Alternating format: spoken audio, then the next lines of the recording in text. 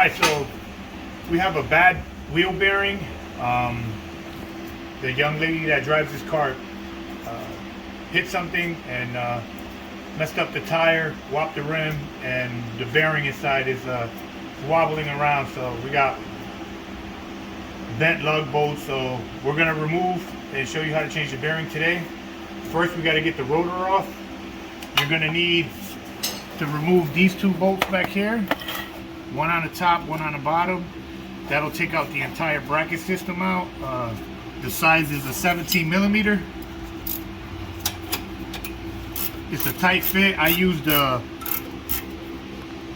ratchet back here on the top one, and this one I'm getting off with here because you got everything in the way. So you got to loosen this up. But before, I already got the top bolt out. This one is already loose.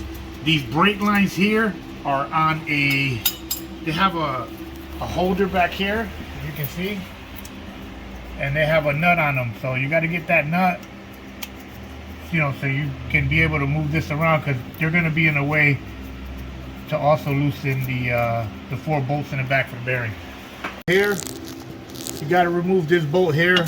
It's a 12 millimeter.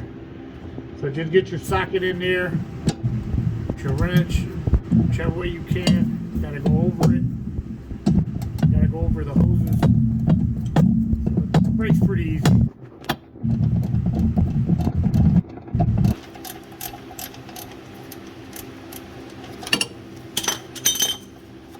Once you're getting it loose, the rest you can do by hand.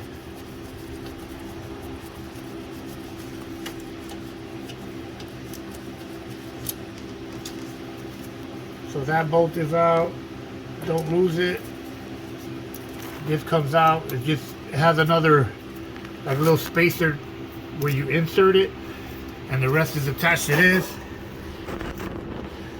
So I don't have my hanger, so I'm gonna make a temporary hanger here with zip ties. These zip ties come in handy, you know.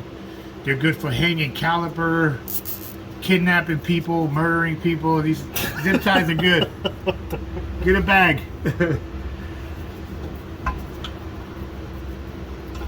You don't want people running away.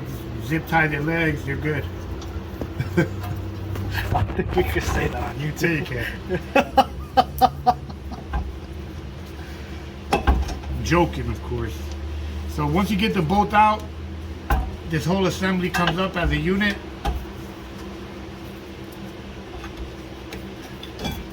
Like so. And you want to, you know, put it out of the way as best you can. Alright guys, so I just zip tied it to the spring. Now be careful, because you have an electrical connector on the back, so you don't want it to fall around and bang around. So for me, that's good enough for me, but if you're not comfortable holding it, just remove it, unplug it, and then just bleed it. But this is the best way, here like this. And then you have to remove the rotor to get at the bearing. So it has a bolt. You're gonna need one of these, a punch driver. Basically, you put it and you tap it and you turn at the same time, and that's it. It breaks it. When they're rusty, they're really tough to get out, but you need to get that one off. Don't lose the little bolt. Alright, so to remove the caliper, if it's stuck a little bit, you can grab a rubber mallet. It's best a big rubber mallet. I only have this one. Just tap it a little bit back here, gentle, don't be crazy, and it breaks the little rust seal, and it falls off, and that's how you remove the rotor. Place the rotor on the side, and now this here is your wheel bearing. It's held on by 4 bolts here. You see how rusty they are? You want to put some penetrating fluid on them, you know, and maybe if you got a little wire brush, scrub them a little bit so they're not so hard, because you're going to pull them out to the back. So spray them with something, some penetrating oil or whatever lubricant you want, and just if they're really rusty, this one's a little bit rusty here, I usually just run a wire brush real quick on them and spray them again, and it's easier to get out, you know, because if one of these snap inside, it's a headache and nothing you want to deal with. So that's pretty much it as far as taking a rotor off. Now we got 4 bolts on the back that we got to remove. All right, so the reason that we're changing this bearing is not really noisy. It's not really noisy. What happened was the young lady hit something on the road and it actually bent the wheel, so it had to wobble. And I'm gonna try to spin it as fast as I can, so maybe the camera can pick up on it, maybe. Yeah, you can see it. So you see the little wobble it got? I mean, it doesn't seem like a lot, but it is wobbling. Alright guys, so in order to remove the bolts from the back, you're gonna need one of these long extensions with the wobble, so you can, you know, it does like that on there. The size is a 17, and you're gonna use the big socket, the 1/2-inch one. This is a 1/2-inch extension. Just go to my favorite store, Harbor Freight, and pick a set of these up.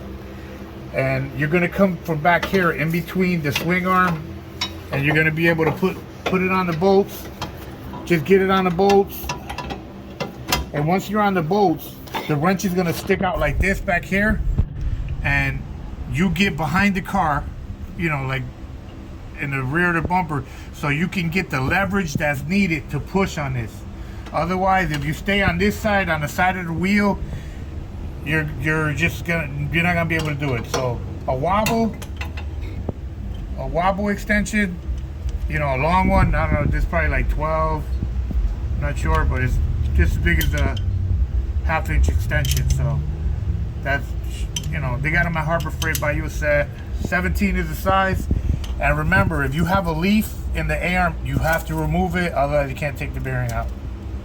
And so I loosened them up already. You know, this is the only way you can really get out there. And remember, loosen up the bracket that holds the brake lines, because if you can see, that's the only way. You need that little bit of wiggle room to be able to get over on the top ones and the bottom ones.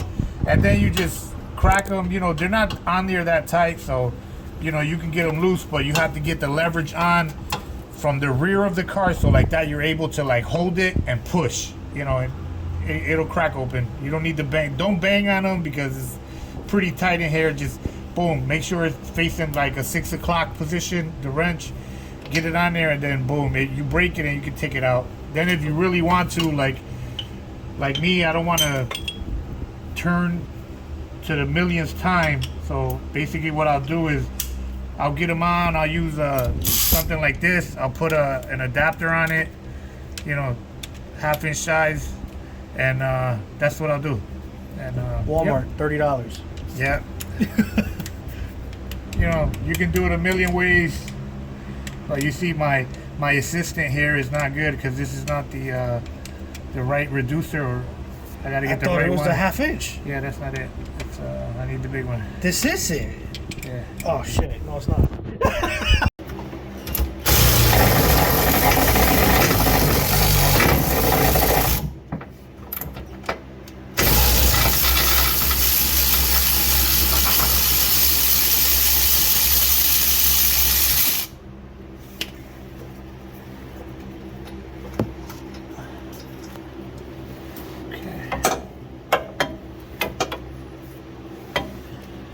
The bolts are this long, so I'm using a power driver to get them out. So save yourself a headache.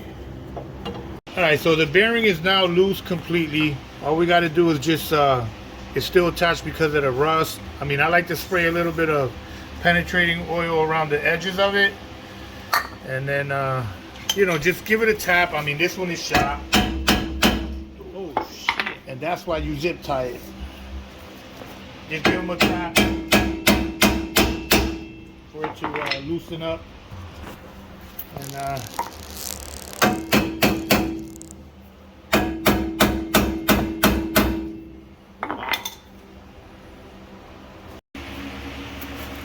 all right, guys. So to get the bearing off, you're gonna have to bang on it a little bit.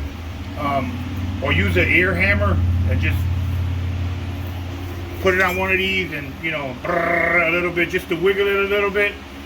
And then just grab a mallet or the biggest hammer you got, something like this, 5 pounds or better, and just hit them, boom, boom, and keep. You gotta really wail on it. You know, if you happen to have a big wrench like this, which this is huge, most guys won't have that, but you can actually put that on here like this, and it'll give you some leverage to hit it. But if not, 5-pound hammer, bang it, bang it, bang it, bang it. You'll get a little crack here, spray it, then bang it back, you know, so it wiggles, and then come back like this, and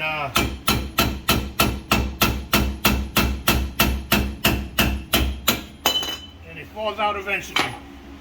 You gotta really whack it. I have really strong, powerful strokes, so most guys will take a little longer than that, but you know, just the rust you gotta break. So once that's broken, then inside here, get you a little wire wheel like this. Makes it a lot quicker. Hit it up in here, get all that rust out, the little corrosion line. Clean it up really nice so you can't feel any burrs. Be careful with the sensor. There's a sensor right here. Do not hit it. Do not wire around it. You know, just, it is what it is here, but try to clean up the rest. I feel a little ridge still on the top that I got to hit, but for the most part, it's done. It should look like this. Should be clean like that.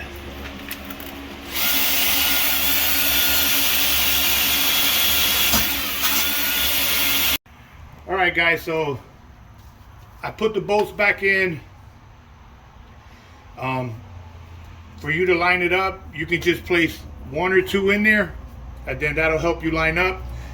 The bearings come marked with these marks here. Make sure those goes to the top, so like that, all the bolts line up. Otherwise, the 2 on the bottom will line up, or these won't line up, and vice versa. So just introduce 2 bolts, and then place the bearing, and then tighten one down the same way we removed it. Remember, you're gonna need 2 extensions like this. You're gonna need a swivel, 17. Use a 1/2 inch, and it's in there. Make sure you grease it up with the high temperature wheel bearing grease. Wheel bearing, not regular grease, because it'll just burn off. And then on the screws that are hanging out here, just spray them down with some brake cleaner, and then apply a little bit more thread lock on the edge, so if they were to come loose, they wouldn't thread back out. And that's all you got to do. And then just place the rotor back on, put the screw in, and this particular bearing has that 1 screw there, so just make sure you line it up, and put the rotor back on, and that's it. The 2 bolts back on the caliper, and you're all set. And that's how you replace the wheel bearing. Hope you like how I did it. Give me a like and subscribe, and I'll catch you on the next one.